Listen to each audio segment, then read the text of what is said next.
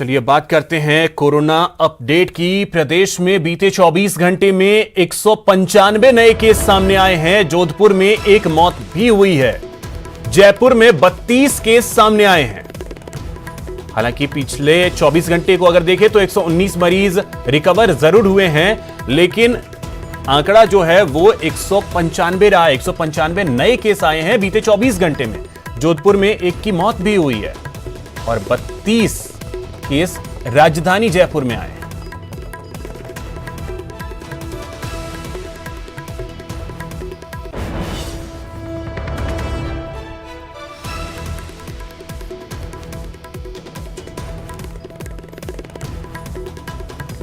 तो इसी खबर पे अधिक जानकारी के साथ सहयोगी सौरभ गृहस्थी जयपुर से हमारे साथ जुड़ रहे हैं और जयेश पंवार डूंगरपुर से जुड़ रहे हैं। जयेश, सबसे पहले डूंगरपुर से अपडेट आपसे जानना चाहूंगा, क्योंकि कल की अगर बात करें तो डूंगरपुर में काफी ज्यादा मामले सामने आए थे। आज वहां से क्या अपडेट है?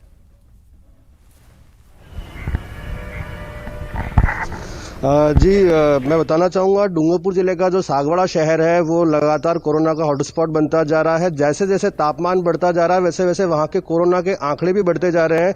विशेष तौर पर सागवाड़ा का जो बोहरावाड़ी क्षेत्र है वहाँ पर कर्फ्यू लगा दिया गया है। वहाँ पर जो कुल जिले में 92 पॉजिटिव कल आए थे, उसमें से 70 केवल सागवाड़ा के हैं और उस 70 में से भी 80% मरीज जो है वो बोहरावाड़ी क्षेत्र के हैं। बोहरावाड़ी क्षेत्र की बात करें तो जो बोहरा समुदाय के लोग हैं उनका धार्मिक मामलों को लेकर के और व्यापार के चलते सूरत और महाराष्ट्र आना जाना बहुत रहता है। ऐसे में माना जा रहा है कि जो कोरोना वापस जो लौटा है एक बार, वो उसी रास्ते से लौटा है। फिलहाल प्रशासन ने वहां पर पुख्ता व्यवस्था कर दी है, कर्फ्यू लगा दिया है, घर घर सर्वे किया जा रहा है और जो लोग भर्ती हैं उनका प्रॉपर तरीके से इलाज किया जा रहा है। जिनकी हालत में थोड़ा सा भी गड़बड़ी लग रही है उनको उच्च हायर इलाज के लिए ऊपर रेफर किया जा रहा है।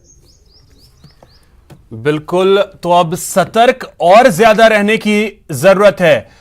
राजधानी जयपुर की स्थिति जानते हैं। सौरभ, जयपुर से क्या अपडेट है, क्योंकि जो बड़ी जानकारी है 32 केस आज भी आए हैं जयपुर से।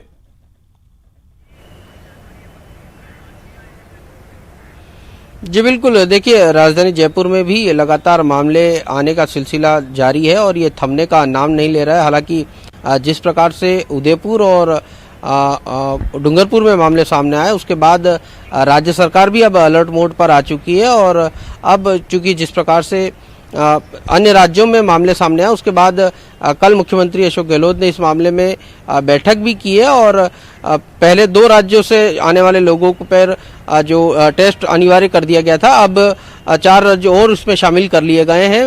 हरियाणा, पंजाब, मध्य प्रदेश और गुजरात से आने वाले लोगों को अब टेस्ट कराकर ही यहाँ पर आना होगा। इस प्रकार के निर्देश जो है वो दिए गए हैं। लेकिन अब चूंकि ये आम लोगों की भी जिम्मेदारी बहुत ज़्यादा हो जाती है कि अब जिस प्रकार से कोरोना का खतरा बढ़ता जा रहा है, ऐसे में सावधानियां बरतनी बहुत आवश्यक हो गई है। कोरोना की गाइडलाइन का पालन करना बहुत आवश्यक हो गया। लेकिन जिस प्रकार से जब से वैक्सीन आई है तब से ही लोगों ने एक तरह से लापरवाही बरतना शुरू कर दिया था और उसी का कारण है कि अब राजस्थान में कुछ इलाकों में जो है वो मामले धीरे धीरे बढ़ते जा रहे हैं। ऐसे में फिर से स्थितियां जो है वो खराब न हो जाए, इस लिहाज से आम लोगों को सावधानियां बरतनी बहुत आवश्यक हो गई है, क्योंकि जिस प्रकार से पिछले 1 साल से पूरे राजस्थान ने कोरोना के साथ जो जंग लड़ी और काफी हद तक कंट्रोल में आ गई थी जो स्थितियां, वो फिर से ना बिगड़े, इस लिहाज से प्रशासन अपनी तरफ से काम कर रहा है, राज्य सरकार अपनी तरफ से काम कर रही है, चिकित्सक अपनी तरफ से लगे हुए, तमाम लोग लगे हुए हैं। लेकिन आम लोगों को सतर्कता बहुत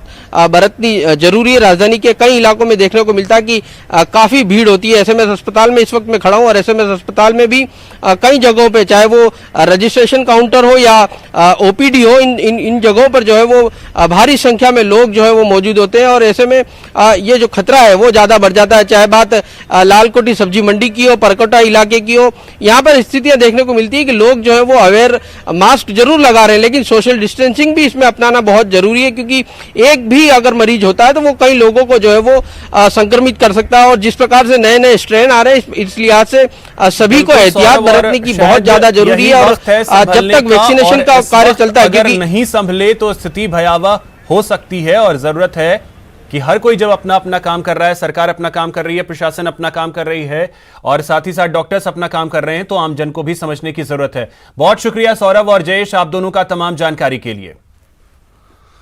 वहीं सीएम गहलोत ने कोरोना को लेकर अपने आवास पर एक समीक्षा बैठक की। बैठक में सीएम ने कई महत्वपूर्ण निर्णय लिए हैं। अब पंजाब, हरियाणा, मध्य प्रदेश और गुजरात से आने वाले लोगों को कोरोना टेस्ट की नेगेटिव रिपोर्ट दिखाना जरूरी होगा।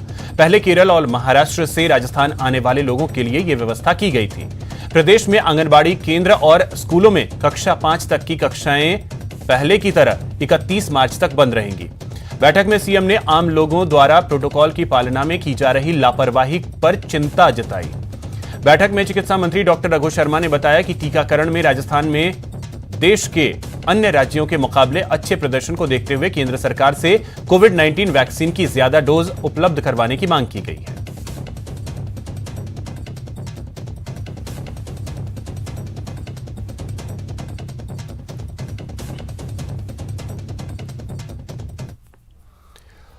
उपचुनाव को लेकर सीएमआर में बैठक हुई है। उपचुनाव को लेकर सीएम ने बैठक की है। वल्लभनगर और राजसमंद उपचुनाव को लेकर यह बैठक की गई। उपचुनाव को लेकर यहां रणनीति बनाई गई।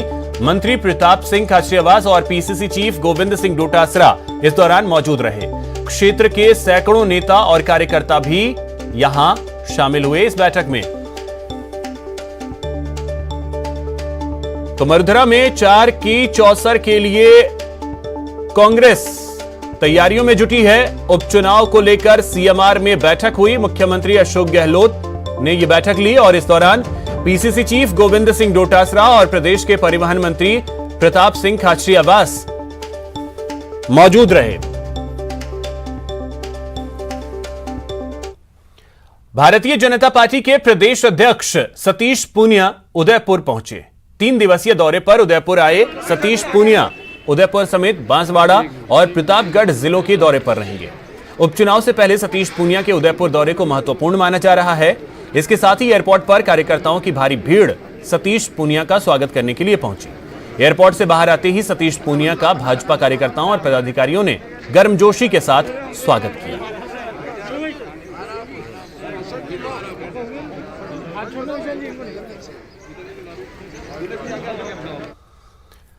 वसुंधरा राजे की यात्रा को लेकर भाजपा में धर्म संकट खड़ा हो गया है। वसुंधरा समर्थित विधायक गोवर्धन पहुंचने की तैयारी में जुटे हैं, तो मैडम से दूरी बनाकर चलने वाले नेता सिर्फ शुभकामनाओं से ही काम चला रहे हैं।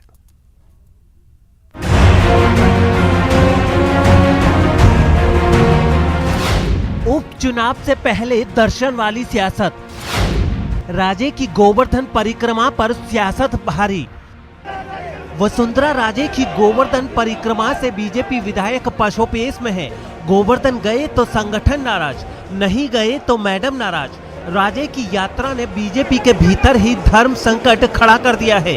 करीब 2 साल तक शांत रहने के बाद पूर्व सीएम वसुंधरा राजे की सियासी हलचल से मरुधरा की सियासत फिर से गर्म होने लगी है। वहीं वसुंधरा की सक्रियता कांग्रेस के लिए सियासी वरदान की तरह है। लेकिन ये उनका निजी और धार्मिक कार्यक्रम है और हम लोगों के अपने अपने कार्यक्रम बने हुए हैं अपने क्षेत्र के। इस नाते केवल उनको शुभकामनाएं देता हूं और ये उनके निजी कार्यक्रम है। प्रत्येक व्यक्ति अपने निजी कार्यक्रमों में कार्यक्रम का आयोजन करता है, उसमें जिनका संभव होता है वो जा पाते हैं। निश्चित रूप से उसमें मैं जाने में असमर्थ रहूँगा।